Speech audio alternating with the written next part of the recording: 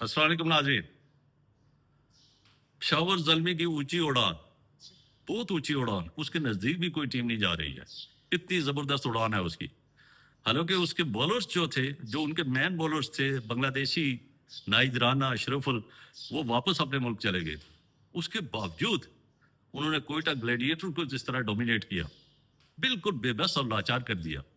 पहले ये लग रहा था कि ना कोयटा ग्लैडिएटर जो है तो वो आज चूंकि वो उनके बॉलिंग कमजोर है और भरपूर फायदा उठाएगी उससे, लेकिन कहीं भी नहीं नजर आ रहा था कि ना ये बॉलिंग कमजोर है। उन्होंने ना बिल्कुल नए बॉलर्स ने ना बेबस किया हुआ था, और उसमें ना सुफियान हो, अब इफ्तिखार जो है तो वो कैसे परफॉर्म कर रहा है। पहले ही ओवर में उसने विकेट लेके दे दी थी। तो आज का मैच जो था, ये कोयटा ग्लैडिएटर और पेशावर ज़ल्मी ने टॉस जीत के पहले कोयटा ग्लैडिएटर को दी, और कोयटा ग्लैडिएटर के स्वाए हुसन नवाज के कोई भी खिलाड़ी जो है तो वो बैटिंग नहीं कर सका, और 154 रन पर उनकी पूरी टीम आउट हो गई। 20 ओवरों में 154 रन। और उसमें जब बॉलिंग के लिए, जब बैटिंग के लिए पेशावर ज़ल्मी आई, तो पेशावर ज़ल्मी ने ताबड़तोड़ हमले कर दिए उनकी बॉलिंग के ऊपर। लेकिन ये आइडियल स्कोर भी था बाबर आजम के लिए। बाबर आजम के लिए 150 से 170 बड़ा आइडियल स्कोर होता है। लेकिन आज बाबर आजम ने एज ए कैप्टन ही बड़ी ज़बरदस्त, और इसकी ये नेचुरल गेम है, बड़ी ज़बरदस्त नॉक के लिए 71 रन, यानी जिता के वापस आए हैं ग्राउंड से बाहर, फिनिश करके आए हैं। लेकिन यही इसकी नेचुरल गेम है। आज उनकी देखें कि आप उसकी 71 स्कोर में एक भी छक्का शामिल नहीं था। यही हम कह रहे हैं कि बाबर आजम की ये वाली गेम है कि वो विकेट के ऊपर ठहरे, दूसरे खिलाड़ी फिर खेलेंगे।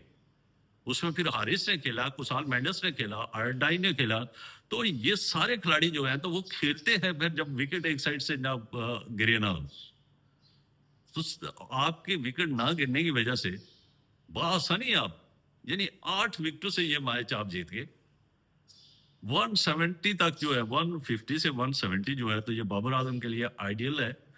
जब इससे ऊपर जाता है तो थोड़े से घबरा जाते हैं, फिर तेज खेलना शुरू कर देते हैं।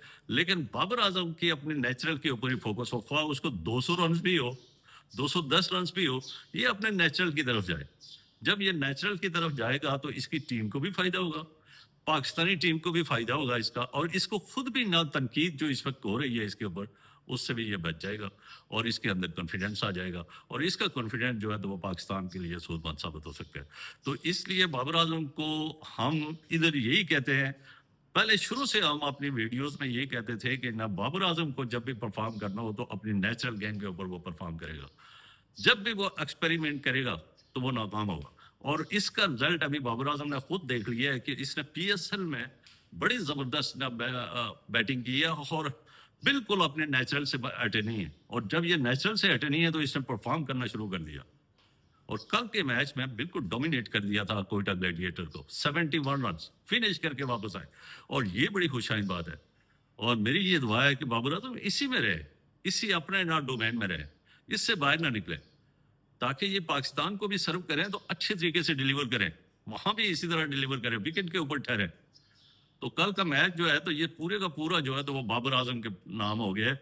एक तो उसने इनिंग्स बड़ी खेली है, और एक उसकी टीम ने जो है ना, बॉलिंग है, बॉलिंग के शुबे में भी वो बड़े ज़बरदस्त रहे, उसके बाद बैटिंग के शुबे में भी बड़े ज़बरदस्त रहे, और उसके बाद फील्डिंग के शुबे में भी बड़े ज़बरदस्त रहे।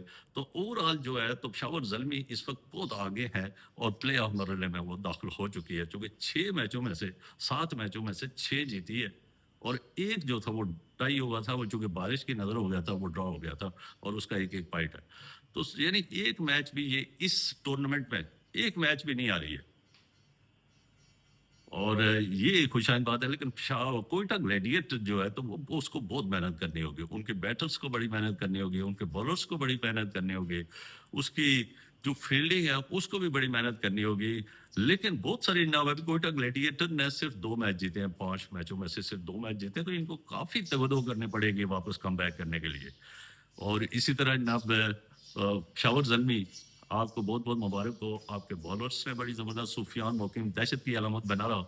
आपने देखे 25 रन देके सिर्फ 3 खिलाड़ियों को आउट किया, सिर्फ 25 रन देके 4 ओवर में 25 रन और 3 खिलाड़ियों को आउट किया।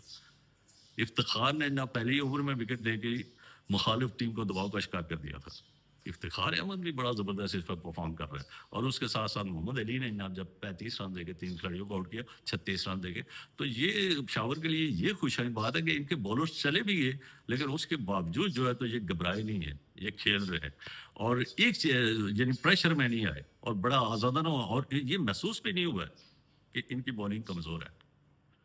اب یہ ہے کہ پشاور کو جو ہے تو اس کو دھونی کو بھی نہ ڈال دے، اب جب لگاتار آپ میچ جیت رہے ہیں تو اب دھونی جو ہے تو وہ بڑا زبردست ہے، اس کو کانفیڈینس دیں، امید ہے کہ نیکسٹ میچ میں آپ دھونی کو بھی دیں گے۔ تو آج اس میچ کے بعد سچویشن کیا ہے پشاور کی؟ پشاور نے 7 میچ کھیلے، 6 جیتے، 1 ٹائی رہا، ملتان سلطان اس کی ساتھ ساتھ ہے، لیکن اب ملتان سلطان جو ہے تو وہ 6 میچ کھیلا ہے، 4 جیتا ہے، 2 ہارا ہے، پشاور زلمی ایک بھی نہیں آ رہا۔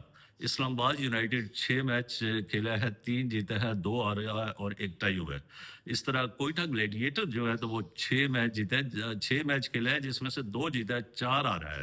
اس کی صورتحال دیکھیں، یہاں سے کافی اسے نا اسٹرانگ کم بیک کرنے کے لیے بڑی محنت کرنی ہوگی۔ اس کے بعد حیدرآباد کنگز، گو کہ یہ ابتدائی میچ 4 ہار گیا تھا، لیکن اس نے جو کم بیک، جو اسٹرانگ کم بیک کر رہا ہے، یہ خطرے کی گھنٹی ہے باقیوں کے لیے بھی، اور یہ پشاور زلمی کے لیے بھی خطرے کی گھنٹی ہے۔ یہ بڑا زبردست انہوں نے کم بیک کیا، یہ جو 2 میچ یہ جیتے ہیں، انہوں نے بالکل ڈومینیٹ کر دیا تھا اور ان کے بالرز نے، ان کے بیٹرز نے، تو اس سے اب بچنا ہوگا۔ حیدرآباد کنگ جو ہے تو یہ خطرے کی گھنٹی ہے۔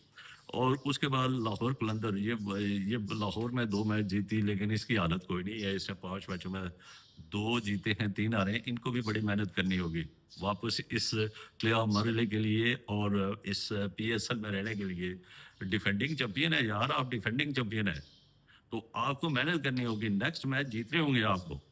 آپ کے فینس بڑے مایوس ہیں، اور آپ کو یہ بھی پتا ہے کہ آپ کے سب سے زیادہ فینس ہیں، پوری دنیا میں بھی آپ کے فینس رکھتے ہیں، تو اس لیے آپ کو فینس کو مایوس نہیں کرنا، آپ نے کم بیک کرنا ہے۔ راول پنڈی دیکھیں آپ، حیدرآباد سے سیکھیں، حیدرآباد نے اپنی اوپننگ جوڑی کو چینج کیا تو وہ رزلٹ دینا شروع ہو گئی تھی۔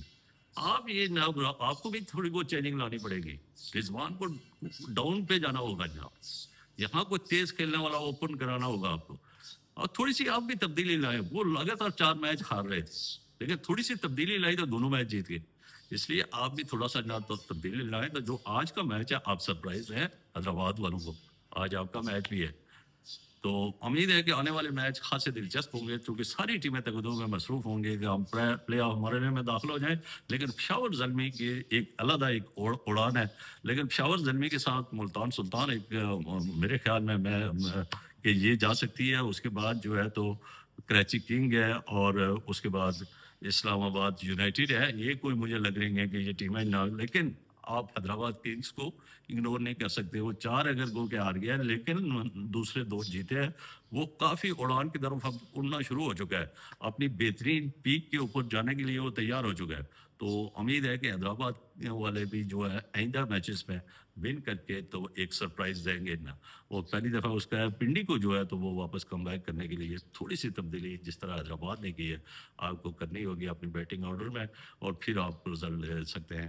اب تک کے لیے اتنا ہی، مجھے دیجیے اجازت، خوش رہیے، آباد رہیے، اور اس چینل کے ساتھ جڑے رہیے۔ اللہ حافظ۔